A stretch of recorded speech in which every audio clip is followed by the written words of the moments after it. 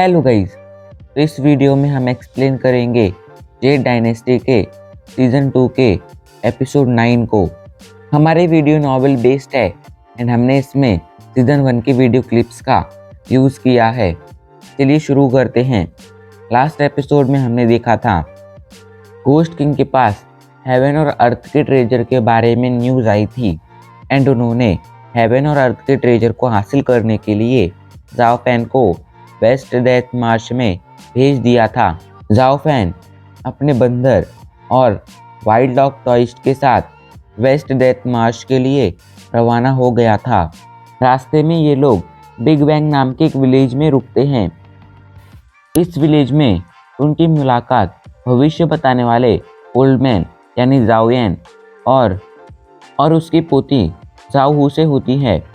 ये लोग यहाँ पर अपनी दुकान लगाकर लोगों को उनका भविष्य जानने के लिए एडवर्टाइजमेंट कर रहे थे, जोर जोर से चिल्ला रहे थे। इनकी दुकान पर एक कस्टमर आता है बट इनके भविष्य बताने की प्राइस बहुत ज़्यादा थी, इसलिए वो कस्टमर वहाँ से जाने लगता है। अब आगे शाओयू आगे आती है एंड उसे रोकते हुए कहती है, आप रुक जाइए, आपको क्या लगता है 10 सिल्वर कॉइन्स अपना भविष्य जानने के सामने ज़्यादा है? अगर आपको अपना भविष्य पता चल जाएगा तो आप अभी उसे चेंज भी कर पाएंगे और उसे और बेहतर भी बना सकते हैं। सोचिए, अगर आपको अपना भविष्य पता चल गया तो आपके हेवन और अर्थ के ट्रेजर को हासिल करने के चांस कितने ज़्यादा बढ़ जाएंगे। ये बात सुनकर वो कस्टमर दुकान में वापस लौट आता है एंड फिर शाओयू उसे एक पेपर और ब्रश देती है। उससे कहती है, आप इस पर अपना नाम लिख दीजिए। कस्टमर वैसा ही करता है एंड फिर वो उस पेपर को शाओयू को दे देता है। शाओयू उसके नाम को देखकर शॉक हो जाती है। उसका नाम था इन वू यैन। वो कहती है, आपके नाम में यैन है, इसका मतलब ये है कि आप सन की तरह तेजस्वी हैं। आप जो भी काम करेंगे आपको उसमें सक्सेस मिलने के 99% चांस हैं। लेकिन आपके नाम में वो भी है, इससे आपके सक्सेस रेट थोड़े कम हो जाते हैं, बट चिंता की बात नहीं है क्योंकि आपके नाम की स्टार्टिंग इन से होती है और वेस्ट डेथ मार्च में भी इन एनर्जी है। इसका यही मतलब है कि आपको सक्सेस मिलने के 100% चांस हैं। देखना, वो ट्रेजर आपको ही मिलेगा। ये कहकर वो शांत हो जाती है। अपना भविष्य जानकर इन वू यैन बहुत ज़्यादा खुश होता है एंड वो तुरंत 10 सिल्वर कॉइन्स निकाल कर टेबल पर रख देता है। शाओयू उन कॉइन्स को नहीं लेती है। उसके पीछे खड़े उसके ग्रैंडफादर यानी जाओयन उन कॉइन्स को ले लेते हैं। लेकिन इन वू यैन वहाँ से जाता नहीं है। वो और 10 सिल्वर कॉइन्स निकालता है एंड उन्हें टेबल पर रख देता है। वो कहता है, मेरा एक दोस्त है, उसका भविष्य भी मुझे जानना है। जाओयन कहता है, उसका नाम क्या है?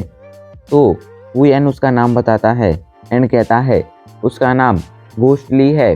गाइस, अभी के लिए जाओ पैन का नाम बदलकर घोस्टली कर दिया गया है एंड सभी लोग उसे इसी नाम से जानते हैं, लेकिन हम उसे जाओ पैन ही कहेंगे। घोस्टली ये नाम सुनते ही वो आदमी और उसकी पोती वो तो शांत हो ही जाते हैं, साथ ही में उस स्ट्रीट में, उस गली में जितने भी शॉप थी, उस जगह पर जितने भी लोग मौजूद थे, अचानक से सभी शांत हो गए थे। सभी इस नाम को अच्छी तरह से जानते थे एंड इससे बहुत ज़्यादा डरते थे बिकॉज इस अकेले पर्सन ने विंग्यू सेक्ट की कई सारी ब्रांच को डिस्ट्रॉय कर दिया था। बट इन दोनों का काम था भविष्य बताना, इसलिए ये लोग शांत रहते हैं। एंड फिर वू यैन से कहते हैं, किसी भी इंसान को अगर अपना भविष्य जानना है तो उसे यहाँ पर खुद आकर अपना नाम पेपर पर लिखना होता है। किसी और के लिखने से हम उस इंसान का भविष्य नहीं बता सकते हैं। ये बात सुनकर वू यैन कहता है, ठीक है। अचानक से उस रूम के कॉर्नर में कोई दिखाई पड़ता है जहाँ पर अंधेरा था। उसका हाथ बाहर आता है एंड वो सीधा शाओयू के हाथ में जो पेपर एंड ब्रश था उसे छीन लेता है, जिसके बाद वो उस पर नाम लिख देता है। उस पर 2 वर्ड्स लिखे गए थे, घोस्टली। उस नाम को लिखने के बाद वो उस पेपर को शाओयू को लौटा देता है एंड कहता है, अब आप मेरा भविष्य बता सकती हैं। शाओयू उस डायरेक्शन में देखती है। उसे थोड़ा थोड़ा दिखाई पड़ता है। वहाँ पर एक यंग मैन खड़ा था जो ऑब्वियसली जाओ फैन था एंड उसके कंधे पर उसका बंदर था जिसका नाम चाओ डू है। उसे देखकर वो लड़की बिल्कुल भी शॉक नहीं होती है।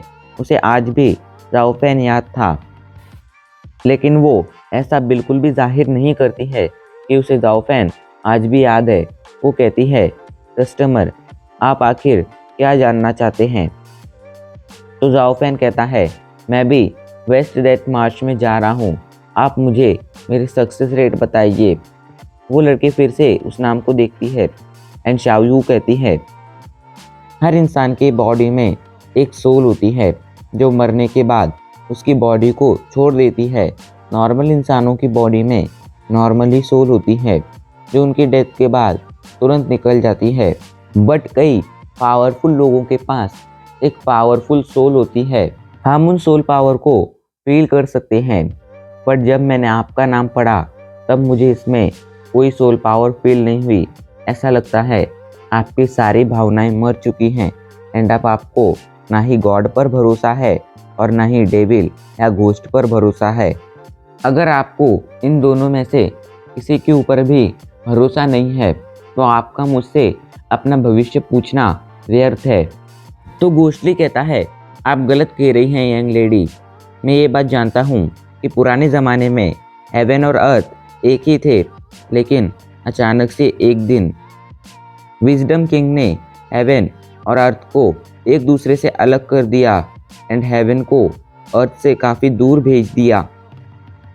जिसके बाद विजडम क्वीन ने अर्थ पे आकर यहाँ मौजूद सभी लिविंग क्रिएचर को बनाया एंड फिर उन्हें जीने का तरीका सिखाया। आप ही बताइए, जब मुझे इतना सब कुछ पता है गॉड्स के एंड इविल्स के बारे में, तो फिर मुझे उन पर भरोसा कैसे नहीं होगा?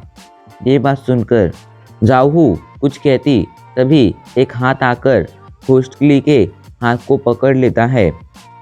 सभी लोग उस डायरेक्शन में देखने लगते हैं। वहाँ पर वुयन खड़ा था। वहीं जैसे ही सब लोग इन दोनों को पास देखते हैं तो वो सभी अपने मैजिकल वेपन्स फाइट के लिए निकाल लेते हैं। गाइज, मैं अभी आपको एक बात बता दूं, वुयन वैंडू क्लैन से बिलोंग करता है एंड उसे अभी अभी पता चला है कि घोस्टली भी वहाँ पर आ गया है। इधर बाहर सभी लोग फाइट के लिए रेडी हो गए थे बिकॉज पिछले 10 सालों में थ्री गोंगजी ये नाम काफ़ी ज़्यादा फेमस हो गए थे। थ्री गोंगजी यानी 3 तबाही के देवता। घोस्टली सेक्ट के घोस्टली को, वैंडू क्लैन के वुयन को और हेवान क्लैन के जिंगपिंग को थ्री गोंगजी कहा जाता था, क्योंकि ये तीनों एक साथ जहाँ पर भी जाते थे वहाँ पर तबाही कर देते थे। सभी को लग रहा था कि वैंडू क्लैन और घोस्ट किंग सेक्ट एक दूसरे के दुश्मन हैं एंड अभी के लिए वो यहाँ पर मिले हैं तो उनके बीच फाइट होगी, बट वो नहीं जानते थे कि ये तीनों सेक्ट एक साथ मिलकर काम कर रहे हैं एंड क्विंजू सेक्ट को डिस्ट्रॉय करने की पूरी कोशिश कर रहे हैं। वैंडू से मिलकर जाओ फैन कहता है, आपसे मिलकर अच्छा लगा, आपसे काफ़ी टाइम बाद मिल रहा हूँ। वैंडू कहता है, मुझे इतनी ज़्यादा रिस्पेक्ट देने की ज़रूरत नहीं है, आप मेरे सीनियर हैं। जाओ फैन कहता है, मैं तुमसे नॉर्मली ही बात कर रहा हूँ। जिसके बाद वो जाओयू की तरफ देखता है एंड कहता है, तुम बड़ी हो चुकी हो, शुक्रिया मेरा भविष्य बताने के लिए। ये कहकर वो वहाँ से जाने लगता है। सभी लोग उसे देख रहे थे बट किसी ने भी उस पर अटैक करने की हिम्मत नहीं की थी। वहीं आज इतने बड़े इंसिडेंट के होने से जाओयन और जाओयू दोनों ही डर चुके थे।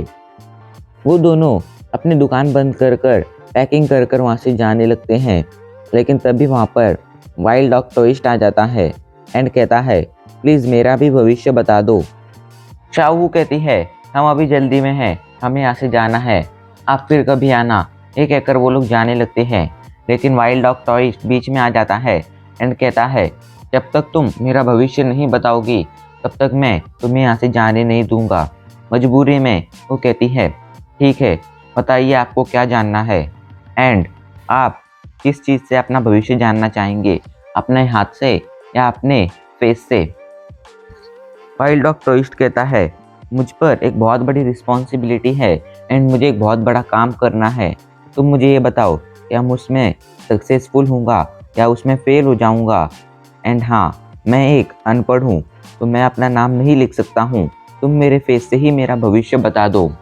चाऊ उसके फेस को ध्यान से देखती है एंड फिर थोड़े टाइम बाद कहती है, आप काफ़ी ज़्यादा अनलकी हैं, क्योंकि आपके ऊपर जो रिस्पॉन्सिबिलिटी है वो बहुत बड़ी है एंड आपके अंदर इतनी पावर नहीं है जिसका यूज़ कर कर आप इतनी बड़ी रिस्पॉन्सिबिलिटी को पूरा कर सकते हैं।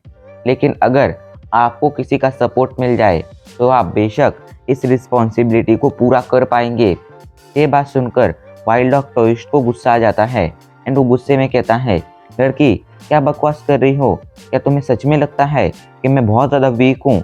मेरे पास इतनी पावर है कि अगर मैंने तुम्हें एक थप्पड़ मारा, तुम उसी थप्पड़ में मारी जाओगी। मेरे एक थप्पड़ से ही तुम मर जाओगी। ये बात कहकर गुस्से में वो वहाँ से जाने लगता है। लेकिन तभी ओल्ड मैन यानी जाओयू का ग्रैंडफादर जाओयन उसे रोकता है एंड कहता है, आपने अपना भविष्य जाना है, इसकी कीमत है 10 सिल्वर कॉइन्स। आप 10 सिल्वर कॉइन दे दीजिए। ये बात सुनकर वाइल्ड डॉग टोइस्ट गुस्से में कहता है, पहले तो तुमने इतना बकवास भविष्य बताया एंड अब तुम मुझसे 10 सिल्वर कॉइन मांग रहे हो। अगर तुम मरना नहीं चाहते हो तो चुपचाप यहाँ से चले जाओ। ये बात सुनकर ओल्ड मैन को गुस्सा आ जाता है, लेकिन वो कुछ नहीं करता है। तभी अचानक से वहाँ पर एक मंकी दौड़ते हुए आता है, जो सीधा वाइल्ड डॉग टोइस्ट के सर पर जाकर बैठ जाता है। ये मंकी चाउडू था। अचानक से वो उसके कपड़ों के अंदर हाथ डालता है एंड उसके कपड़ों से एक चीज़ को बाहर निकालता है, जिसके बाद वो सीधा जंप कर कर चाहू के पास मौजूद टेबल पर जाकर बैठ जाता है। चाहू उस मंकी को देखती है एंड कहती है, तुम क्या करना चाहते हो? ये बात सुनकर मंकी अपना हाथ आगे करता है। चाहू उसके हाथ में देखती है तो उसे उसके हाथ में सिल्वर इग्नॉट दिखाई पड़ता है, जिसकी प्राइस 30 सिल्वर कॉइन से भी ज़्यादा थी। वहीं जब वाइल्ड डॉग टोइस्ट ये देखता है तो गुस्से में कहता है, मंकी, बदमाश मंकी, तुम मुझसे मेरे पैसे चुरा रहे हो।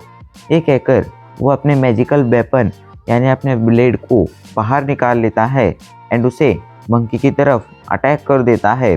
अटैक को अपनी तरफ बढ़ता देख मंकी उसे डॉज नहीं करता है। अचानक से बीच में एक हाथ आता है एंड उस अटैक को पकड़ लेता है। वाइल्ड डॉग टोइस्ट उस हाथ की तरफ देखता है तो उसे पता चलता है ये हाथ जाओ फैन का है एंड जाओ फैन को देखकर उसकी पूरी रूह कांप जाती है। एंड इसी के साथ हमारा एपिसोड यहीं पर ख़त्म हो जाता है। गाइस, आपको क्या लगता है, क्या जाओ फैन वाइल्ड डॉग टोइस्ट को पनिश करेगा? कमेंट ज़रूर करना।